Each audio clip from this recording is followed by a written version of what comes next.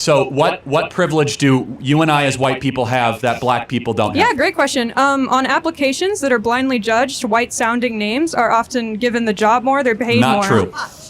In fact, it's the opposite. There's black privilege right now. It's called affirmative action, where underqualified blacks are taking Asians and white people's places in universities across the country. True or false? True. Okay, so Hey guys, welcome again to the channel. If you're meeting me for the first time, my name is Daniel and you're welcome to Daniel React. We're going to be checking out a video from Charlie Kirk between these college students, and it's an interesting debate which we are going to learn one or two things. Please disclaimer, if you disagree with any of these points that the debater or Charlie Kirk has to offer, please use some polite words in the comment section. So let's dive into the main reaction. So let me ask you a question. So in the CRT literature, what do they think of white people or whiteness? Who would you like me to quote? Kimberly Crenshaw. I haven't read Kimberly Crenshaw. She says that whiteness is a cancer or a toxin on our society. The concept of whiteness, the racial concept of whiteness. Okay, so what is whiteness? What is whiteness? Yeah, define it. As Kimberly Crenshaw would probably say, the sort of construction of privilege that comes with being white in this country. Right. So what privilege do you and I as white people have that black people don't have? Yeah, great question. On applications that are blindly judged, white-sounding names are often given the job more, they're paid more. Not true. In fact, it's the opposite. There's black privilege right now. It's called affirmative action, where underqualified blacks are taking Asians and white people's places in universities across the country. True or false? True. Okay, so yeah, there's black privilege, not white privilege in this country. I actually don't think affirmative action is how we address education inequality. Okay, well, that affirmative action is still largely supported by the CRT regime. But let's get back to CRT, to the essence of it. Sure. CRT believes in one manifestation of its ideology is black-only dormitories. So white people are not allowed.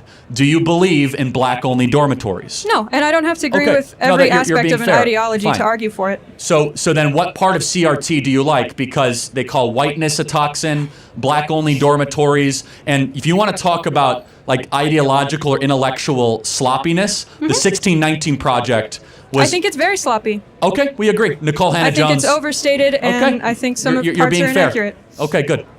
The parts of CRT that I think are most relevant and, very factually, you can, what am I trying to say? There's a lot of evidence for them, is the fact that previous inequalities, such as the institution of slavery, such as our treatment of Native Americans, do in fact affect those populations today. And you were saying before, in inner cities, there's a lot more crime, and a lot of that is because of redlining and other practices that come directly from the mistreatment of minorities previously in this country. So I want to make sure I understand. So black people make up 13% of the American population. Oh, 1350, my favorite. Yes, exactly. Why do they commit 55% of all the murders? Super great question. It's basically a very complex intersection of race and economic status. It's pretty well known that minority people tend to be in a lower economic status because of discrimination that they face. So then why don't poor Asians commit a lot of murders? Also a great question. Asian people weren't originally brought to America on purpose like black people, and they weren't already present here like natives. Wait, so blacks murder because they were brought here 250 years ago? No, I would like to finish. Okay, just answer. It's very simple. I am answering. No, I know, but you're not really. I am. Asian Americans predominantly immigrate here for work reasons. They come from already wealthy countries. They're already wealthy when they get here. Crime is committed primarily by poor people. First of all, that's not true. Talk to anybody from who's Vietnamese? Anybody? Did your family come here wealthy? No. Yes and no. Not wealthy, but not. Yes I'm not or saying no? they come No. here. Okay. The average Vietnamese does not come here wealthy. I'm not. Okay. I perhaps misspoke. Not wealthy, but a lot of the, you complain about it all the time. A lot of the immigration from countries that border us, right? It's sort of desperate people who are of a lower economic status, right? And they're coming here for a better life. So two things. Number one, there's been more blacks that have legally immigrated to this country in the last 30 years than were ever brought as slaves. That's number one. Number two, you still haven't answered the question. I'm trying to. Why? It's a complicated answer. Black people are only 13% of the population, yet they commit 55% of the murders. Why? Because black people tend to be in lower economic statuses because of Okay, no, this CRT, is fine. This is great. Basically. So you think that poverty equals crime? I think that it's highly correlated, and there's a lot of studies This is where on we that. disagree. What an insult to the working poor of So this why country. do you think black people commit more Well, crime, first Charlie of all, Kirk? so how? Let me ask you a question as No, my answer it. Go on. What percentage of blacks have a father around when they're raised? I'm not sure. 20%. So that's why you 80% think of it blacks is. do not have a stable father around. It is the most predictable way to end up in prison, end up as a murderer or a criminal. And why It's do not a you think that's racism a problem? It's not a white supremacy problem. It's a fact that black fathers impregnate women and they don't stay around with the women And that they have why- impregnated. Charlie Kirk, do you think that Is- that happens more in the black community compared to others? It's threefold. Number one, we subsidize single motherhood. Number two, it's culture. It's accepted in the black community, and it so shouldn't it's be. culture. Okay. Don't take my I word see. for it. Read Thomas Sowell's own book on how black culture allows single motherhood to continue into a nanny state type practice. 75% of black youth are raised without a father in the home. 75%. Is that a bigger problem or not a bigger problem than whiteness, white privilege, or white supremacy? How They can should you all blame? be addressed, and they're all related. Okay, how is a white person to blame for the fact that 75% of blacks? Oh, individual white people aren't at all to blame. Okay, we agree. Yeah. So, but wouldn't it be more like smarter to be like, hey, that this is not about systemic racism. Like, stop impregnating your women and abandoning them. Well, the way to incentivize not impregnating women and abandoning them is increasing access to healthcare, into housing, into everything that we know increases those outcomes for people. So we have spent $30 trillion on the social welfare system since 1965. Black people are poorer, and the single motherhood went from 25% to now 75 to 80%. So the more money we've spent on black America, the less fathers we have, because black women divorced black men and married the government.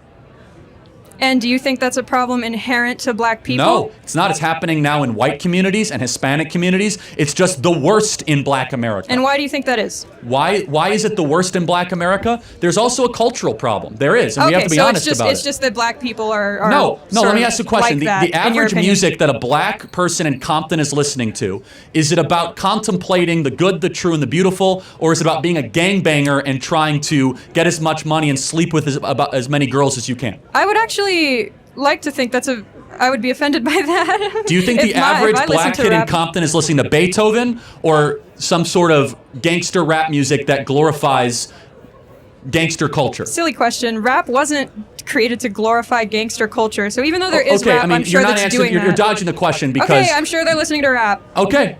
So you think there rap go. music makes them No, leave I'm their not. mom? Do you think the cultural expectation in black America is that you stay with the woman that you impregnate?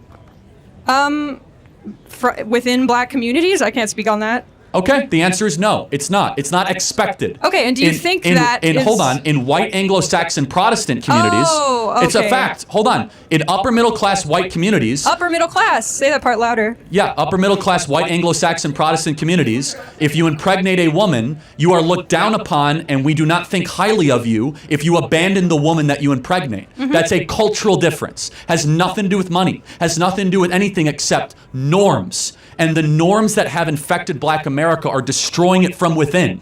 We need more fathers, not less. We need more dads around and less drag queen story hour. We need more young blacks to be able to look up to role models that are not leaving all the time and are not just saying, hey, I impregnated her, so be it. It's a toxin, and if we don't address that as the root cause, oh, it's white supremacy, it's injustice, it's economics, we're dancing around the core of the issue. I guess what I'm saying is, right, and you've perfectly actually laid out the dichotomy here. It is a fact, obviously, that black people disproportionately commit crime in this country. No one's arguing that. But you either believe that that is due to a complex intersection of social, economic, and leftover effects from previous inequalities, or you believe that that is an inherent trait to the race. No, I don't, because they weren't that way in the 1940s and 50s. Black America was one of the most peaceful, flourishing, fastest growing economically communities in the country. It's not genetic. You're trying to point something on me that I don't believe. Instead, But then black you do America. believe that it's hold not genetic, so you do think CRT is correct. Hold on a second. That's kind of what I'm getting at. In the 1940s and 1950s, Black America was prosperous and was on pace to be richer and wealthier than white America. More dads were staying with the women that they were with. There was monogamy. What changed? You're supporting my argument. No, hold on. But answer the question. What changed? Did America get more racist since the 1950s? I would argue there were more racist policies passed. There were more policies dedicated to lining off those communities and pushing them into poor housing and poor schools. Wait a second. In the 1950s, Jackie Robinson had not even broken the color barrier. We had Jim Crow laws. We hadn't passed the Civil Rights Act, and we hadn't passed the Voting Rights Act. Yet blacks were better in the 1950s per capita than they are today. So we have become less racist. We've passed more anti-racist laws and given more stuff, and blacks are worse than they were 70 years ago. Yeah. Why? So you're equating here institutional and social racism. Social racism was certainly worse in the 1950s, I'm sure everyone would agree, but institutional racism occurs when policies are passed against people. Come on. Which can increase over time, and it did. You're not being intellectually honest. You know that. There was black-only drinking fountains in the 1950s. We don't have those anymore. Well, we're bringing them back with, black-only dormitories. But we had, for example, in the antebellum South in the 1950s, we had white-only communities, by law. We got rid of that with the Civil Rights Act. But it didn't, unfortunately, we look around, the numbers speak for themselves. Black youth are less likely to have fathers. They're not doing as well as far as economically. They commit more crime. So something changed. And our argument is what changed is three things. Number one, the imposition of the Great Society Project by Lyndon Baines Johnson of spending $30 trillion since 1960s on Section 8 housing, on welfare, on all sorts, where, as I said, that young black women married the government and they divorced young black men. And then we also have had as Thomas Sowell and as Clarence Thomas would say, the soft bigotry of low expectations. And we have been afraid to get to the root of the issue or even speak about it because we don't want to be called a racist. So what is imposing those low expectations? Part of it is like white academic culture. I'll give you an example. I'm not saying you believe this, but Merrick Garland, the Attorney General of the United States, has come out and said having an ID to vote is racist. That is code for saying black people are too dumb to get a voter ID. You're doing it again. You're simplifying a very nuanced, complex argument from the real people who are making it. Is voter ID racist? Obviously not, Charlie. Okay, all right. Do you want to know where the argument comes from? I can eloquently tell you. Eloquently tell me why voter ID is racist or whatever. Certain policies in southern states were proposed that would, I think the quote from the person who decided the case was, with surgical precision, target the times where black people were voting and make it illegal or harder for them to get that to come at that time. And then they were targeting the type of ID that black voters had and making that specific type of ID illegal. That is racist. Perfectly fair. How does that impact today, saying that every citizen, if you need an ID to vote, just that aside, why is it racist? Because we have to have, obviously humans are making those decisions, right? And so if there is still institutional racism and people in power that are racist, we can't trust those institutions to make those decisions without discriminating against people. What institutional racism do we have in this country right now? What you just named it. What? 1350. Okay, well, I mean, affirmative action needs to happen because there is not that many minorities in these higher education institutions. Okay, so you're being clear, which is then you lower standards. No. Affirmative action always does. Affirmative action lowers standards by definition. I'm saying why affirmative action was introduced. I'm not arguing for it. Were you asking me why it was introduced, or? No, I'm saying you agree that's why it was introduced. Well, I agree why it was. I don't think it ever should have been, but yes. Right, but there is institutional inequality, yes? Well, I wouldn't even use the word inequality. I mean, I don't love looking at it that way, but of course, white people generally are richer than black people in this country. Richer and more represented in politics and schools, yes? Somewhat yes and no. Why do you think that is, Charlie? Well, hold on a second. Let's ask the question here. Represented how? So, I mean... Look at Congressman. So, no, hold on a second. Are white people represented fairly in the National Basketball Association? Who cares? What political Hold on, power I does thought the we're all national... about fair representation. Listen.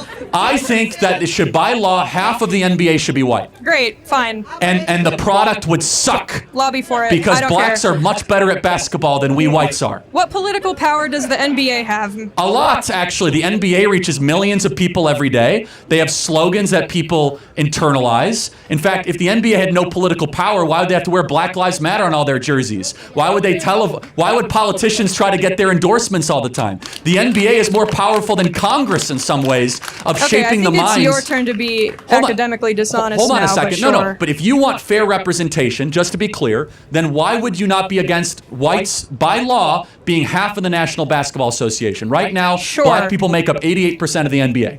Do it, great. Who cares? No, I don't care. but- I'm saying, Okay. right, so here's my point. All right, if fine. We have I have a shot, everybody. Please listen. If we... I could play for the Lakers. I hope... Do it, Charlie. I'll come to your games. I'll do it. The point is this, is that merit should triumph over all of it. Which is awesome. Okay, so merit should triumph. We agree. Okay. Okay, Charlie, do you think black people are not as smart or competent Absolutely as white not. people? No. Perfect. So they should, in theory, then be equally represented in positions of but power. hold on. So have you ever read Discrimination and Disparities by Thomas Sowell? Do you only read Thomas Sowell? You've quoted him like 3 times. I haven't read No, that. I read a lot more than Thomas Sowell, but I'm happy to. Thomas Sowell's the only intellectual with the courage to go after like these core issues of why Black America has fallen behind and why no one actually has studied it. So let's just give a great example. When you don't have a father in the home, the amount of words that a child hears goes down by 60 to 70%. The amount of words that a child, I don't know if you're a mother or not, or plan to be. Okay. No, just it's an important point. The amount of words that an 18-month-old hears is highly predictive of IQ, verbal development. Okay, so that's simple. When you don't have a dad in the home, the mom is overwhelmed and there's just less interaction with the child. That's all fine. Okay, so we agree. I'm just saying that's not because of racism. That's true. No, Obviously, that's I'm fine. not saying that's good. No, she. I know what you meant. But you have a father in the home. All of a sudden, they hear thousands of more words a day, and they're like way further ahead of a single mother raising a child. That's not racism. Okay, so dads are good. Yes, great. Okay. My question to I'm saying you dads is, actually answer most of the questions that you might have about why Black America is falling behind. Okay, but because their dads don't stay around, and that's I'm trying bad. to sort of get Go you to ahead. reconcile your own beliefs. And if that's true, which is fine, that's true. We can say that's true. You either believe that has social and economic causes, or you believe that, black culture is just worse. No, and there I isn't think another that thing to think. No, I Those was are your very options. clear. Right now, Black culture is being held captive by influences, songs, Which and role models. influences? I mean, Nicki Minaj, Cardi B. Okay, Nicki Minaj is causing dads to leave the home. Hold on a second. I don't think that's a good role model for 18-year-old Black girls. I don't think that songs that are talking about like glorifying wet female genitalia is exactly. I don't know which one wrote that song. Which one was it? I think it was Ben Shapiro. Yeah, that's right. Yeah, but but by the way, the role models of the 1940s and 50s for Black America were completely different. So it is a representation issue. Hold on a second. No, not representation. It's who do you get your art from? It's what values are they putting forward? It's the question of every day. For example, more times than not, Black politicians will lament the condition of America. It's systemically racist. It's terrible. What does that do to a 14-year-old Black kid if you just find that you hear that everything is rigged against you? Instead, they should be saying, hey, there might be some barriers, but if you believe in yourself enough, you can achieve in this country. It creates a form of social conditioning of low expectations, and that's not my argument. You know whose argument that is? Barack Obama's. I don't necessarily agree with everything he said either, man. Barack Obama said, number one, we need more fathers in the home. This is when Barack Obama didn't go super woke. Barack Obama's a liberal. I don't care what he's got to say. Okay, but Barack Obama then secondly, he said that we can't keep telling our Black youth that you can't succeed in this country. Anybody can succeed in this country. And Obama was right when he said that.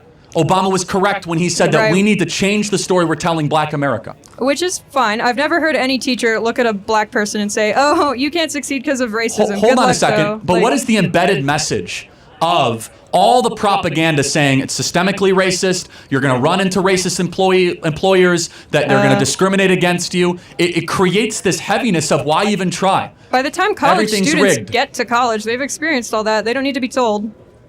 You think that the average? I'm curious. You think that the average black student at this university experiences like active daily racism? I'd be curious. I'm I'd just have to curious. ask. I mean, You can ask them to I raise don't know. their hands if I you'd don't know. like. Maybe it's true. Maybe it's as bad as it was in the antebellum South. So I'm not saying that, obviously. Okay. I did say Fine. social racism improved.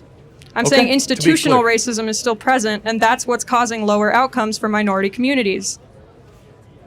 Do you think the reason why only 20 to 25%, it depends, we don't know the number, it's just a range per year. Sure. So 1 in 4 of black youth have a stable father around. What would you just say is the big, why is that the reason? A complex intersection of social and economic reasons, which are outlined in CRT. Okay. Thank you for the dialogue. Thank you. Okay. Wow, now I love the fact that Charlie Craig have to pin this debater down. And you know how he does it anytime when he's into debate with all these college students, liberals, name it. He always makes sure that he teaches them everything that would help them. Sometimes these college students don't try to admit whatever he has to say, but you know what?